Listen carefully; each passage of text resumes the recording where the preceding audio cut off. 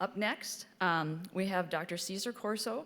He is going to speak to us today on current epidemiologic information to get us started. Dr. Corzo holds a DVM degree from Columbia and earned a master's and a PhD from the University of Guelph and Minnesota, respectively. He worked for the LANCO and PIC, and most recently, he is a Leman Swine Chair in Swine Health and Productivity at the University of Minnesota, where he is a principal investigator of the Morrison Swine Health Monitoring Project. Welcome. Good morning, and thank you, Dr. Murray, for that introduction. Thank you, Bill. I think you made my talk way easier at this point, and I think I'm going to jump through quite a few slides. But first of all, I just want to start with, again, I like to always acknowledge a bunch of the data that I'm going to show you wouldn't be possible if it wasn't for individuals like Bill, Joe, Paul, Deb, producers that have voluntarily provided their data to this project so that we can do the analysis behind closed doors, right? And then we'll just show you the outputs, right? So what I want to do today is just give you a brief background, just to try to keep helping some of you set the stage for this discussion down the road. And I'm going to go through all these bullet points very quickly, right? There's a lot of information out there that it'll be hard to squeeze in a 25-minute talk. But if you start with, hey, this is a database that all of you can go to, look at the papers, look at the information.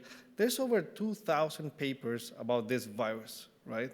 And as you can see, the increase, not surprising, we started seeing an increase in publications in 2013. Does this mean much to the producer? Maybe not. But for some of us that are doing the calculations, the models, the this and the that, it means quite a bit because it's resources to keep funding our ideas pretty much, right? So that we can help you try to run some field projects, right? So when we look at, and I think Dr. Hollitz already gave you the best answer, right? The numeric answer. But I remember when this whole thing started many years ago, Dr. Geiger is here. He was the one who told me, hey, pig farms or sow farms nowadays will have to spend the same amount of money for 52 weeks, but they will only produce piglets for 48 weeks, 47 weeks, 45 weeks. So regardless of how you measure it, there's going to be an important economic impact. Now, when it comes to the growing pig, some of us, and I was part of that at the beginning, I would say, they'll just get diarrhea, they'll just slow down a little bit. Well, that slowing down is quite significant, right? Especially when you have high feed prices, right? So I think if you put those two together, I mean, it's a really good number. One thing that hasn't been brought to the equation that hopefully one day we could bring that to the equation is the psychological impact that the individuals at the pig farms will have. And of course, the producer will go into this distress of, now I'm going to have more debt, right? So I think that's important to keep in mind if you still have individuals that are not convinced that eliminating this disease is important, right? Now, we're fortunate that, given that this is an RNA virus, we're fortunate that it has not been changing like any other RNA viruses. Of course, it's a coronavirus, an alpha coronavirus, they might have some differences, but if you remember, every single RNA virus, PRRS, flu, rotavirus, I mean, those viruses like to change.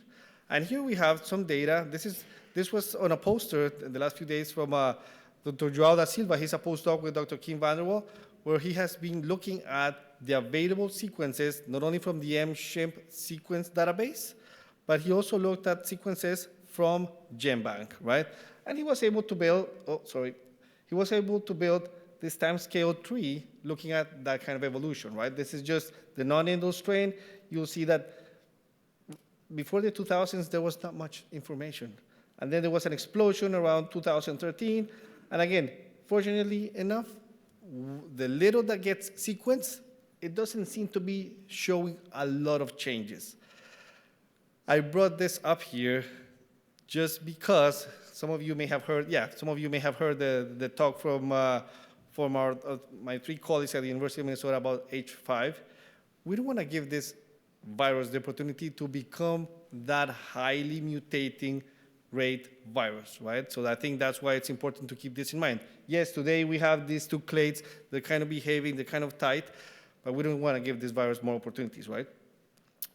Now, one thing that some of you have, so you and I have, some of you, we have had this conversation as far as how the pig is so efficient at amplifying viruses. And I think PED is one of those examples, in the sense that once the pig gets infected, very quickly he'll start producing virus, right? And this is an old lie from Dr. Hesse.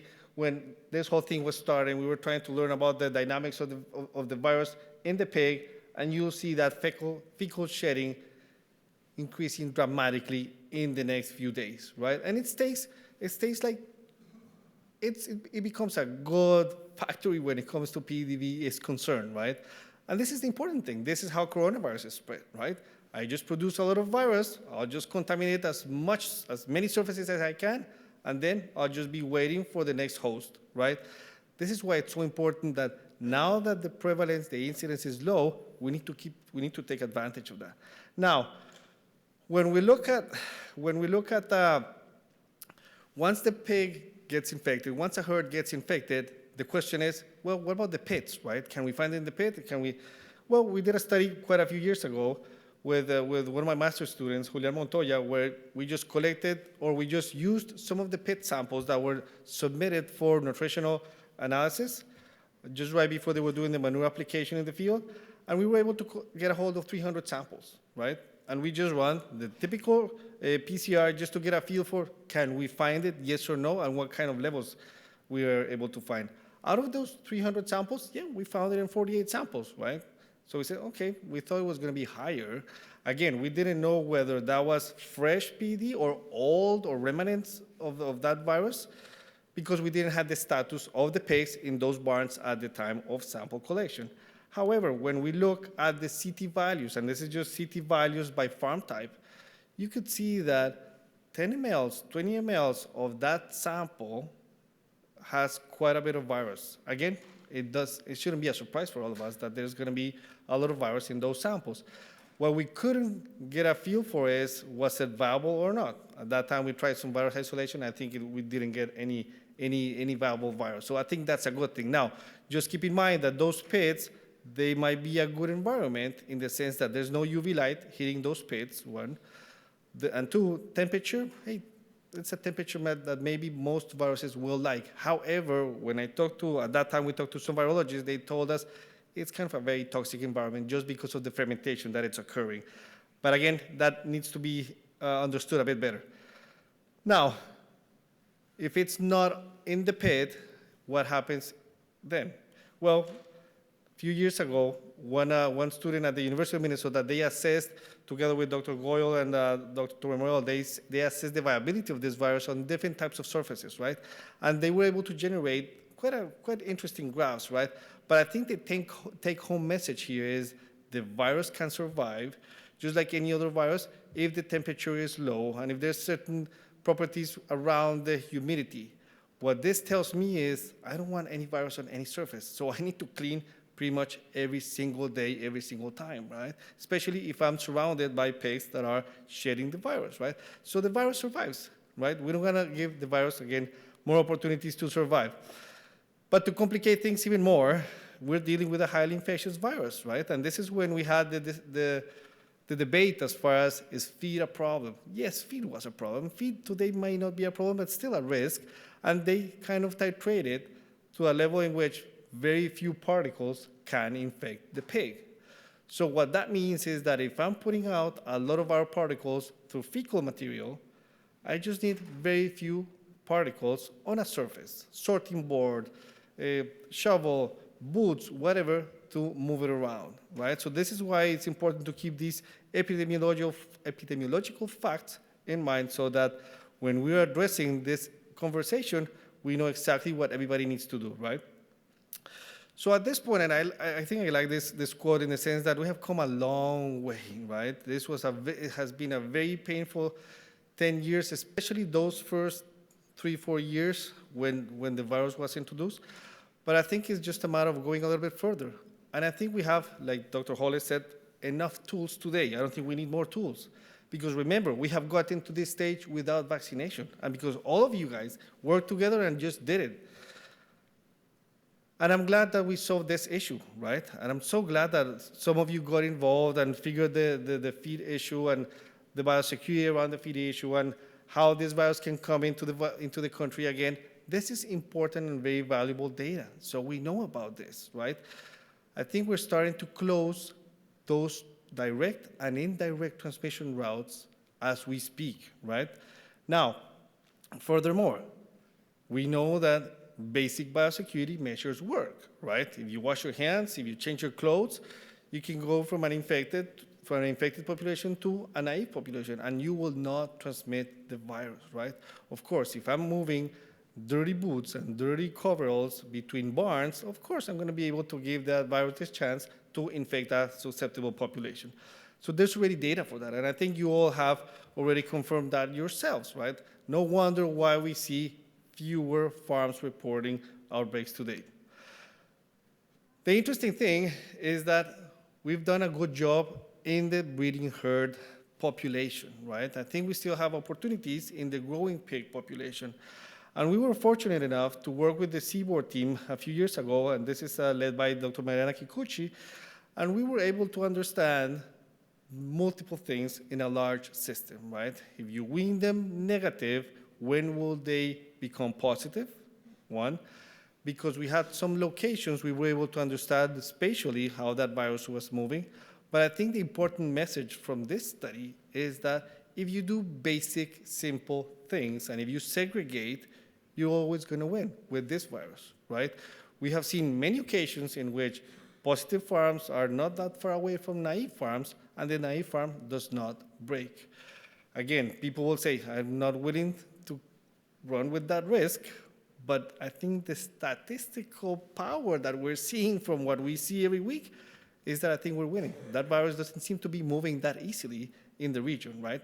So I think this is good data to keep in mind. This can be done in the growing pig herd population.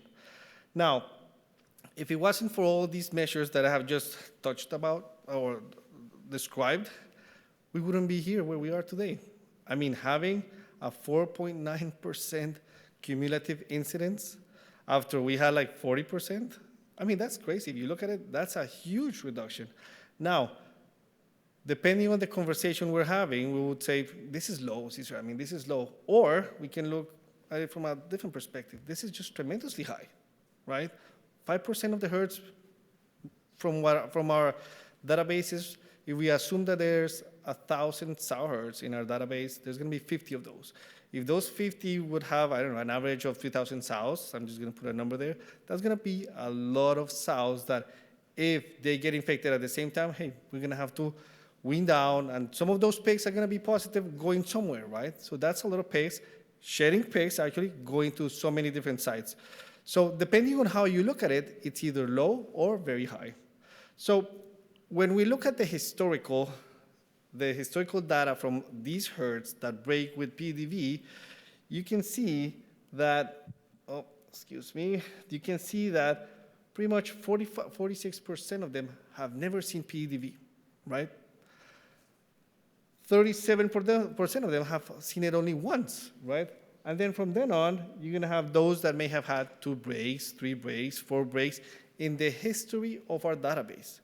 So that means that there might be a few herds that may have higher risk than others, but there's other herds that they have seen it once. Maybe the experience was horrible, and I don't think there's a good PDV experience, but without one outbreak, they had enough, and they said, let's just bring our biosecurity up a bit, right? And I think this is success. I feel like this is success. At some point, I thought, this graph may be skewed to the right, so we would have more herds on the right-hand side of this graph. No, we have them on the left, which means low frequency of introductions, right? Now, a few years ago, we presented this. This was done by Dr. Dennis Macau. He's at Tennessee State University, I believe, or University of Tennessee, in which, because we have the locations of the sow herds in the United States, we asked the question, are these outbreaks clustered in time and space, right? So Dennis went ahead, he grabbed the locations, the statuses, the outbreaks, when they reach stability, and he ran the models, and he was able to find that there were, yes, the diseases clustered in time and space. What does that mean? That whenever we bring virus into a region, if we misbehave, there's going to be other farms that will just get that virus. However, there's in other instances in which we bring virus to that region, the virus may stay there and it'll die there, right? We were able to find some of those clusters throughout the country. In some space, of course, this would be related to pig density in the country. No surprise, right? The interesting thing there is that it would be a multiple systems involved in these clusters, right? Again, even with that, we have been able to keep this disease at bay, because from the data, if you look at it, one of the clusters was 2020, right, 21. If we rerun it, we may not find that many more, right? We may have some smaller clusters, right? So again, it's highly sequestered in some regions. Now, it's interesting to see that when we look at the region and we try to understand diseases, we know that, hey, infectious diseases get transmitted if you have two individuals close to each other. In this case would be farms, right? When you look at the map, and this is a map from 2014, this is a region in the country, and this is the number of outbreaks or breeding herd outbreaks reported at that time, you can see, okay, I can see that there's quite a bit of a trend in there. There's going to be some counties where they have more cases than others. But interestingly enough, there's some counties that did not have cases, right? And I'm sure that in the region that some of you have already recognized which region this is, for sure there were sow farms in there. So what did they do to keep the virus from coming in, right? So that's interesting, right? Yes, this was when we were in the middle of the epidemic. That was 2014 when everybody was trying to keep this virus from moving around, right? Now we fast forward to 2020s. This is kind of an example of what we see in that same region. No vaccine. I don't think at this point we had a lot of feed mitigants going around. I believe something like that. It was just plain biosecurity, basic biosecurity. Of course, if we put vaccine and if we put feed mitigants, that's going to help us even more, right? But just look at it. Look at the change. Again, this is just from the subset of data that we have at the Morrison Swine Health Monitoring Project, right? So I still think, and some of you may have heard me saying this several times, I think this is success. Can we keep pushing it away? I'm sure we're doing that. What we don't understand yet very well is how come with the measures of biosecurity that we have today, how come we are seeing that virus getting introduced into some herds? Is it just because lack of compliance? Is it because somebody forgot to shut the door? Is it because we just forgot to wash the truck properly? I don't know, but of course, there's gonna be some human error in there. The message that I wanna give you is, this is success. This is an awesome trend that I think we need to take advantage of. Furthermore, those breeding herds that go positive, they were clearing the virus in 50% of the herds that were getting the virus were clearing the virus in 23 weeks. This is when we were kind of in the middle of the epidemic. So you'll see here the purplish line, right? This is work from one of my teammates, Xiaomei Yue, that continues to fine-tune this model as we continue to clean the data set. But then if we fast forward, if you compare that orange and the green, you guys are cleaning these herds way faster, which means that we have fine-tuned the process of kicking that virus out of the breeding herd, which, as you know really well, it's a continuous flow model that's the best recipe for any infectious disease to survive. And still, you were able to decrease in 10 weeks the elimination, right? So this is, I mean, it's a pat on your back because you've done it very, very well. And again, we will continue down this trend. This has tremendous benefits, right? In the sense that the sooner we stop weaning positive pigs, the fewer the sites that we're gonna fill with positive pigs, right? the fewer the surfaces that we're going to contaminate with PEDV, the fewer the potential secondary outbreaks. So I think this is great information.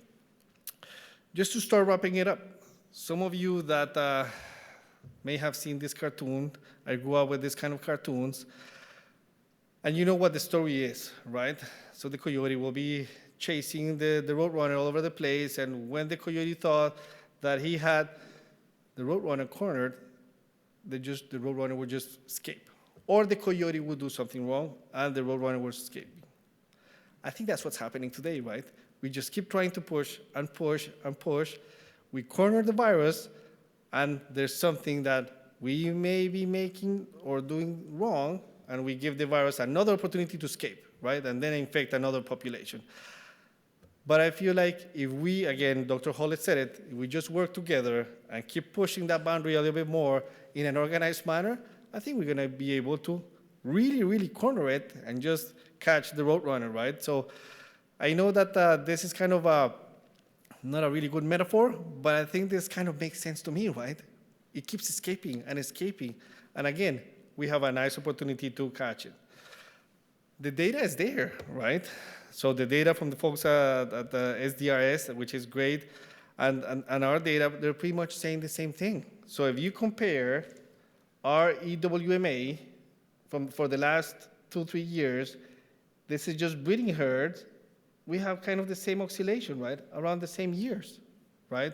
And when you break the SDRS data into where those samples, those positive samples came from, you can see that, of course, win-to-market samples are going to be perhaps the majority of the samples. You'll see that, hey, we have a good system for this virus to survive, and it's the growing pig. Point number one. Point number two, if you look at the valleys, see, there's going to be some summers in which we have had no PEDV outbreaks reported to our database.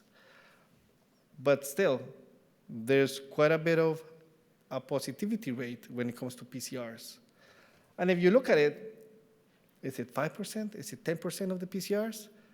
And then my question to you is this low or is this high? If you ask me, I would say this is too high. So in the moment in which we can knock really, really hard this virus down, we're still having 10% of those PCRs giving us the signal of I'm here, I'm alive, I'm being amplified somewhere, right? And that's where we need to better understand where that somewhere is located so that we can start intervening. Now, furthermore, as we look at these trends and as we try to put our thoughts around it, what's the cycle, right? Because we're always blaming the finishers and the sows or the other way around or gill exposure.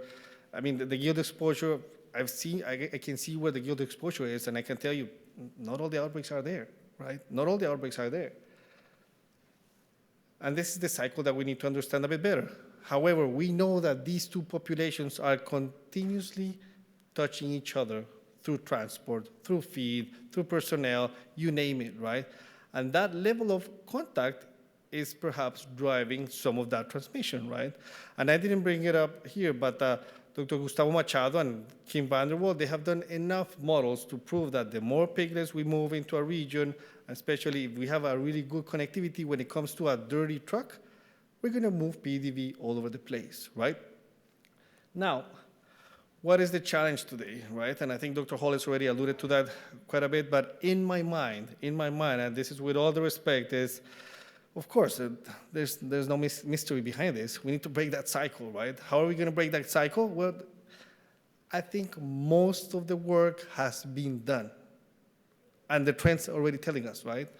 But I feel like if we have that message clear, we're going to be better off, right? If we have everybody understand that the fewer pigs infected we have today, the fewer the surfaces that we're going to have to clean tomorrow, right? First of all, I think we need to come to an agreement as far as classifying herds, right? Today we have our own classification, other companies have a different classification, but I think we have to fine-tune that so that we can start simplifying that vocabulary. We also have to understand what's happening in the growing pig arena, right? The growing pig arena, it's kind of an interesting one, and I think the multi-site production approach, it was very helpful, but it has always given me a little bit a headache in the sense that, yes, I know that I'm segregating ages, I know that I'm segregating populations, but I'm putting larger populations in one site, right?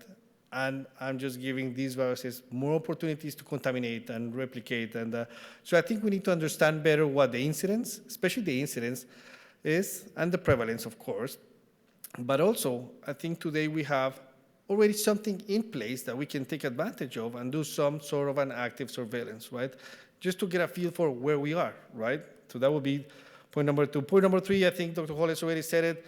I think we need to all reach, all those of you that have seen that information, reach out to Dr. Thomas. I hope he doesn't get scared in the next few hours or next days with a lot of emails and phone calls.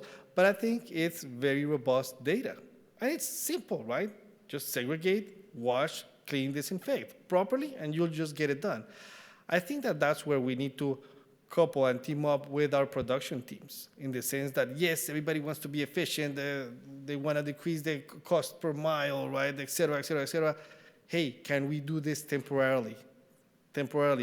And who knows? This may help us, and I trust that this will help us with other diseases, right? So why not, right? I think that's yes, that we may have some infrastructure constraints. I think we can work around those, right? And last but not least, and I think this is where we have some homework to do, right? Some homework, and like a colleague of mine, I think this is a come to Jesus conversation within each company and each team, and it's, are we doing enough from a biocontainment perspective, right? And I'm not talking about biocontainment at the farm level. I'm talking about biocontainment at every single level, right? Is it the feed mill? Are we doing enough there? Is it the harvest plant? Is it the truck wash, et cetera, et cetera, et cetera? Because I feel like this virus is hiding in places that I think we know where it's hiding, but we're just ignoring it for the sake of efficiency. So I feel like what's more efficient, just to let this transmit and stay at a 5% level, or really work hard so that we can get rid of this virus, bring that feed conversion down, better utilize that feed that everybody's working hard to produce, so that we can start knocking that prevalence and incidence down. Furthermore, in the emergency that a sow herd breaks, I know that everybody's gonna have to do some not nice things to control this virus, but there's gonna be the tail enders, maybe the older piglets, the pigs with 14, 21 days of age that may be infected, that will be sent to a facility somewhere, right? My question is, and I don't have the answer, but this is just for you to think about, can we move these pigs responsibly? I'm not saying that you're doing it in a non-responsible manner today, but can we do it a little bit better, right? Can we just locate them better? Can we just, I don't want to go and put them beside a sow herd, right? I don't want to give this headache to somebody else, but can we start thinking about swapping sites or send them to, I don't know, I don't want to say Alaska, I don't want to say Utah, I don't want to say Arizona, right? But that's kind of my thought, right? Can we send them far away so that once they stop shedding, we can bring them back and send them to the slaughterhouse? So that's kind of my thinking at this point. So with that, I thank you for your attention, and I'll be happy to take any questions.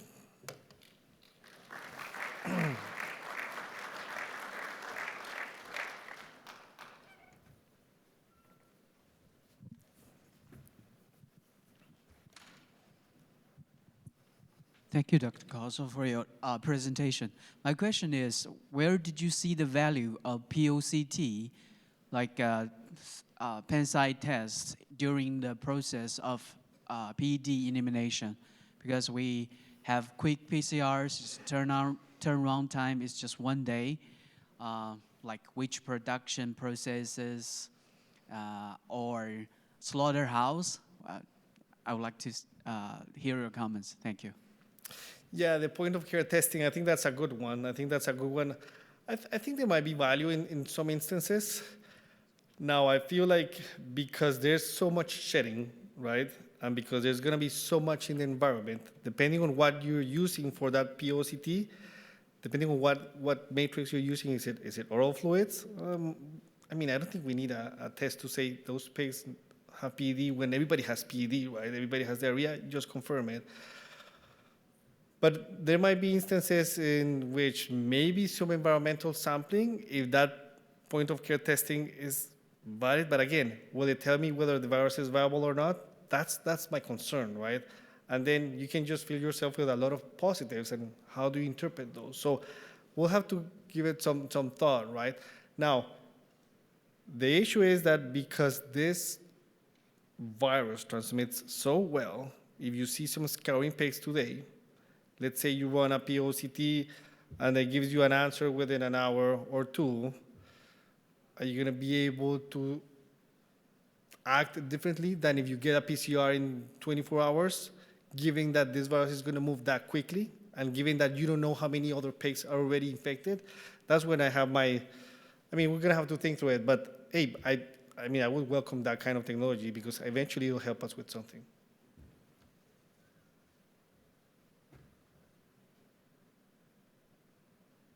Thank you very much.